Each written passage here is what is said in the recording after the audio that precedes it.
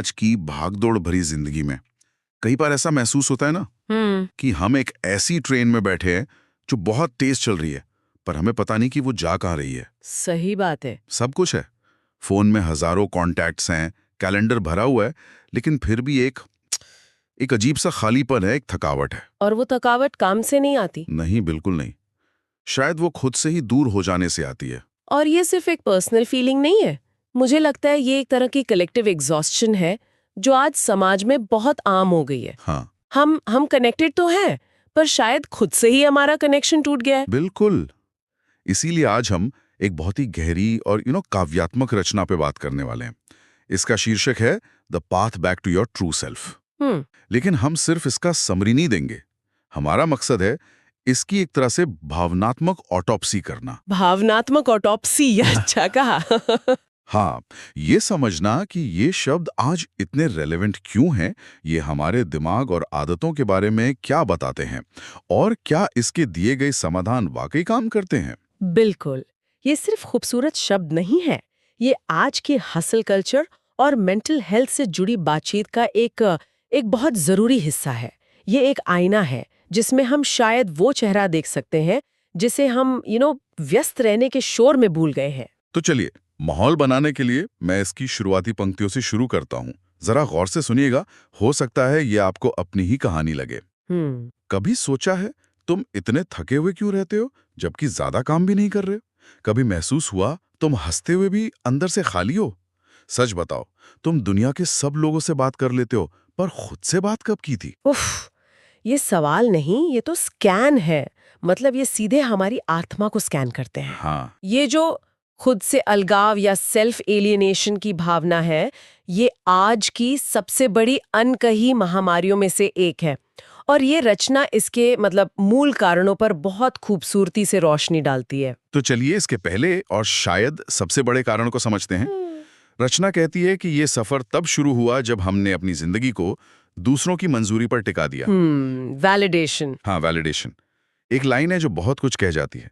लोग क्या कहेंगे ये सोचकर तुमने अपनी आवाज धीमी कर ली।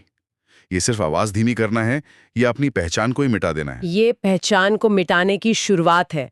देखिए, दूसरों से वैलिडेशन की चाहत हमारे अंदर वो नेचुरल है। हम सामाजिक प्राणी हैं, हमें ग्रुप में एक्सेप्टेंस चाहिए। ये तो एक सर्वाइवल मैकेनिज्म है। बिल्कुल, लेकिन आज सोशल मीडिया के दौर में ये मैकेनिज्म ओवरड्राइव में चला गया है। हर लाइक, हर कमेंट, हर शेयर एक छोटा सा वैलिडेशन का डोज है।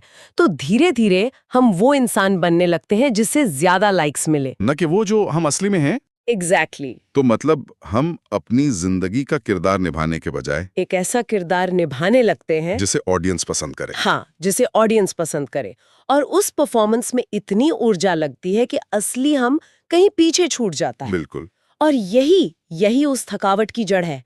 हर समय एक मुखौटा पहन कर रखना, अपनी असली भावनाओं, विचारों और इच्छाओं को दबा कर रखना, ये मेंटली बहुत एग्जॉस्टिंग है। आप समाज के बनाए सांचे में इतना फिट होने की कोशिश करते हैं कि आप भूल जाते हैं कि आपका अपना आकार क्या था, और यहीं से खुद से दूरी का मीटर वो चालू हो जाता है। तो हम दूसरों के लिए एक परफॉर्मेंस दे रहे हैं, बिल्कुल, लेकिन उस परफॉर्मेंस को बनाए रखने के लिए और शायद अंदर के खालीपन से बचने के लिए हम एक और चीज का सहारा लेते हैं। और यहीं पर रचना का दूसरा बिंदु आता है जो मुझे सच कहूं तो थोड़ा चुभा। अच्छा। वो कहती हैं, तुम बिजी नहीं, तुम भाग रहे हो। उन सवालों से भाग रहे हो जो रात को सोने नहीं देते। आज के जमाने में बिजी होना तो एक मेडल की तरह है, पर क्या ये सच में एक धोखा है? ये आज के दौर का सबसे बड़ा धोखा है। इसे एक तरह की अवॉइडेंस स्ट्रैटेजी कह सकते हैं। अच्छा। हमारा दिमाग मुश्किल चीजों से बचने के लिए बना है, और हमारे अंदर के गहरे सवालों का सामना करने से ज्यादा मुश्किल कुछ नहीं है। सवाल जैसे, क्या मैं सच में खुश हूं? क्या यही जिंदगी मैं जीना चाहता था? मेरे सपनों का क्या हुआ? हाँ, मेरे सपनों का क्या हुआ? इन सवालों का जवाब देना वो ऊर्जा और हिम्मत की मांग करता है। और उस ऊर्जा को खर्च करने के बजाय फोन उठा लेना ज्यादा आसान है। बिल्कुल। घंटों रील स्क्रॉल कर ली, 10 टैब्स खोलकर बैठ गए, कुछ भी करके बस खुद को यकीन दिला दिया कि मैं बहुत बिजी हूँ। बिल्कुल। हर नोटिफिकेशन, हर नया ईमेल, हर रील वो एक छोटा सा डोपामाइन हिट है जो हमें उस मुश्किल सवाल से कुछ पलों के लिए दूर ले जाता है। ये एक तरह की प्रोडक्टिव प्रोक्रेस्टिनेशन है। हम काम तो कर रहे हैं, लेकिन हम उस असली काम से भाग रहे हैं जो हमें खुद पर करना है। सही बात है। खामोशी हमें डराती है क्योंकि उसमें कोई डिस्ट्रैक्शन नहीं होता, सिर्फ हम और हमारे वो सवाल होते हैं।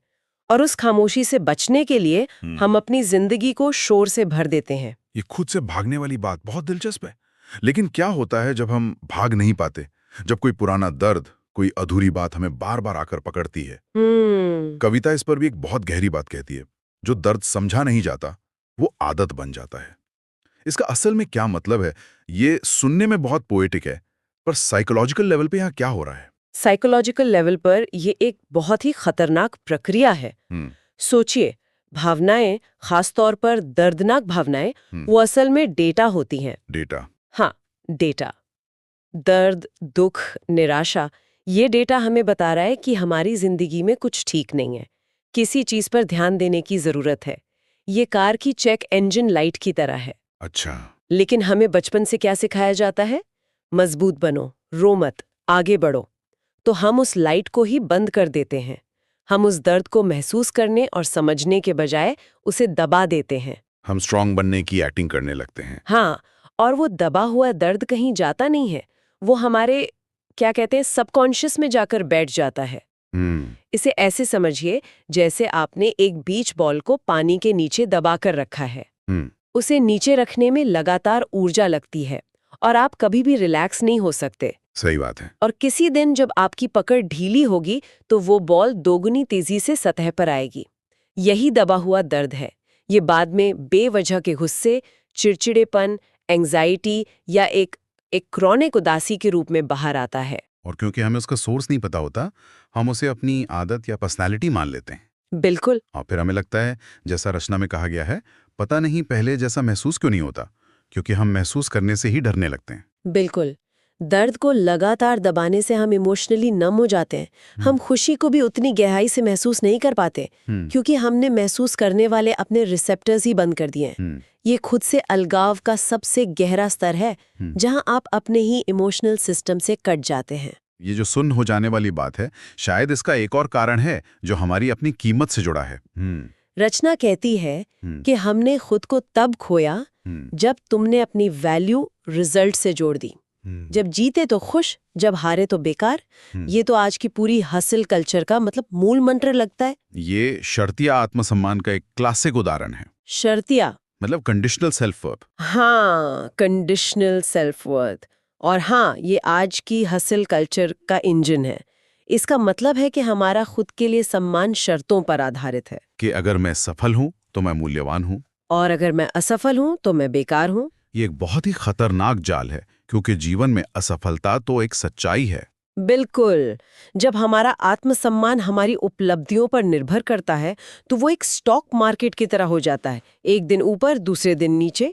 ये हमें लगातार एक एंग्जाइटी में रखता है। और शायद ये हमें नई चीजें आजमाने से भी रोकता है, क्योंकि अगर हारने का मतलब बेकार होना है तो कोई रिस्क क्यों लेगा? बिल्कुल।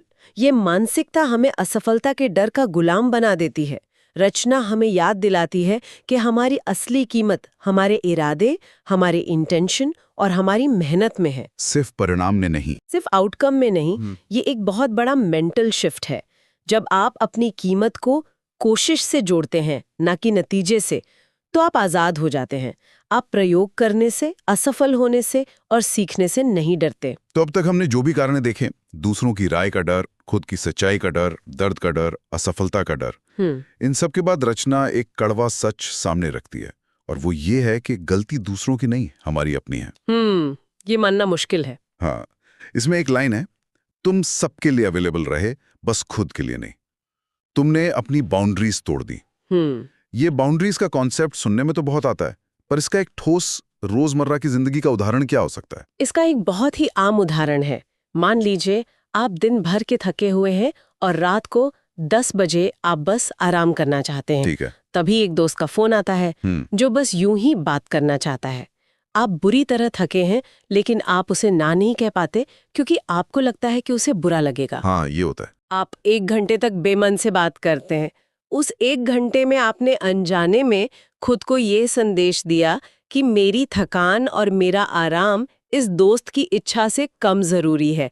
ये है बाउंड्री का टूटना। ये बहुत छोटा लगता है, पर शायद यही छोटी छोटी चीजें मिलके में हमें खोखला करती हैं। बिल्कुल, ये खुद को दोष देने के बारे में नहीं है, ये अपनी शक्ति को पहचानने के बारे में है। बाउंड्री बनाना स्वार्थी होना नहीं है, ये सेल्फ रिस्पेक्ट का सबसे बड़ा कार्य है।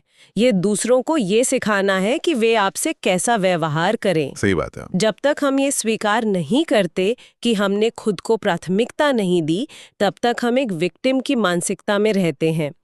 जिस पल हम जिम्मेदारी लेते हैं, हम अपनी कहानी के लेखक बन जाते हैं। अपनी बाउंड्रीज को दोबारा बनाना खुद तक वापस आने के रास्ते पर पहला मील का पत्थर है। तो इन सब गहरी और थोड़ी मुश्किल सच्चाइयों के बाद सवाल उठता है, समाधान क्या है? वापसी का रास्ता क्या है? रचना इसके लिए 3 कदम बताती हैं। और सच कहूं तो ये सुनने में बहुत सरल लगते हैं, शायद कुछ ज्यादा ही सरल। अच्छा। पहला, रोज थोड़ी देर खामोशी में बैठना। दूसरा, जो महसूस होता है उसे लिखना। और तीसरा, खुद से झूठ बोलना बंद करना। क्या आज के इस कॉम्प्लेक्स दुनिया में ये वाकई काम करता है? आपका सवाल बहुत जायज है। ये कदम सरल दिखते हैं, लेकिन आसान बिल्कुल नहीं है। इनमें से हर एक के पीछे एक गहरा साइकोलॉजिकल कारण है कि ये क्यों काम करता है। पहला, खामोशी। हाँ। ये वही खामोशी है जिससे हम भाग रहे थे। जब आप बिना किसी डिस्ट्रैक्शन के बैठते हैं, तो शुरुआत में आपके दिमाग का सारा शोर सतह पर आ जाता है। लेकिन अगर आप टिके रहे, तो धीरे धीरे वो शोर शांत होने लगता है। जैसे गंदा पानी थोड़ी देर रखने पर मिट्टी नीचे बैठ जाती है और पानी साफ हो जाता है। वाओ। वैसे ही खामोशी में हमारा मन साफ होने लगता है। हमें अपने असली विचार और भावनाएं सुनाई देने लगती हैं। और दूसरा, लिखना। इसका क्या मैकेनिज्म है? लिखना एक तरह का कॉग्निटिव ऑफलोडिंग है। अच्छा। हमारे दिमाग में एक साथ हजारों विचार घूम रहे होते हैं, एक उलझे हुए धागे के गोले की तरह। जब हम उन्हें लिखते हैं, तो हम उस गोले को खोलकर एक एक धागे को सीधा करते हैं। आप अपने विचारों को अपने दिमाग से बाहर निकालकर कागज पर एक बाहरी व्यक्ति की तरह देख पाते हैं। मैं अपने अनुभव से बता सकती हूँ, जब मैंने लिखना शुरू किया तो कुछ ही हफ्तों में मुझे अपने ही पैटर्न्स दिखने लगे। अरे वाह! कि मैं एक ही तरह की स्थितियों पर बार बार एक ही तरह से क्यों रिएक्ट करती हूँ। वो एक बहुत बड़ी आहा मोमेंट थी। और तीसरा और सबसे मुश्किल, खुद से झूठ बोलना बंद करना। ये सबसे मुश्किल इसलिए है क्योंकि हम अपने ही झूठों पर यकीन करने लगते हैं। मैं इस नौकरी में ठीक हूं, जबकि आप अंदर से घुट रहे हैं। मुझे इस रिश्ते से कोई फर्क नहीं पड़ता, जबकि आपका दिल टूट रहा है। हर बार जब हम खुद से ऐसा झूठ बोलते हैं, हम अपनी परफॉर्म की गई और अपनी असली पहचान के बीच का फासला उसे बढ़ाते हैं। हाँ। और इस फासले को बनाए रखने में बहुत ज्यादा मानसिक ऊर्जा खर्च होती है। खुद से सच बोलना उस ऊर्जा को बचाता है और हमें हमारी असलियत के साथ फिर से जोड़ता है। ये खुद से दोबारा दोस्ती करने जैसा है। तो आज हमने इस रचना के जरिए खुद से दूर जाने के इस पूरे सफर को देखा। ये दूसरों की मंजूरी की चाहत से शुरू होता है, फिर हमें व्यस्त होने के धोखे में ले जाता है, हमें दर्द दबाने पर मजबूर करता है और हमारी कीमत को नतीजों से जोड़ देता है। बिल्कुल। और इस सब की जड़ में है खुद को प्राथमिकता ना देना। और वापसी का रास्ता बाहर की दुनिया में नहीं, हमारी अंदरूनी दुनिया में है। खामोशी में बैठना, अपनी सच्चाई को लिखना और उस सच्चाई को स्वीकार करना। यहाँ एक अंतिम विचार जोड़ना चाहूंगी। खुद के पास वापस आने का ये सफर कोई नया इंसान बनने के बारे में नहीं है। अच्छा। ये असल में उन सभी परतों और मुखौटों को हटाने के बारे में है जो समाज, दूसरों की उम्मीदों और हमारे अपने डरों ने हम पर डाल दी हैं। ये कुछ नया बनाने के बारे में नहीं है, ये उसे खोजने के बारे में है जो हमेशा से हमारे अंदर था। ये एक खुदाई का काम है, निर्माण का नहीं। बहुत खूब कहा। ये कुछ नया बनना नहीं, बल्कि जो हम असल में हैं उसे फिर से खोजना है। मैं इस चर्चा को रचना की अंतिम पंक्तियों के साथ समाप्त करना चाहूंगा, ताकि हमारे श्रोता इस पर गहराई से सोच सकें। याद रखो, दुनिया तुम्हें तब रिस्पेक्ट करेगी जब तुम खुद को समझोगे। आज एक सवाल अपने आप से पूछना और ऑनेस्टली जवाब देना। तुम दुनिया के साथ हो, पर क्या तुम खुद के साथ हो?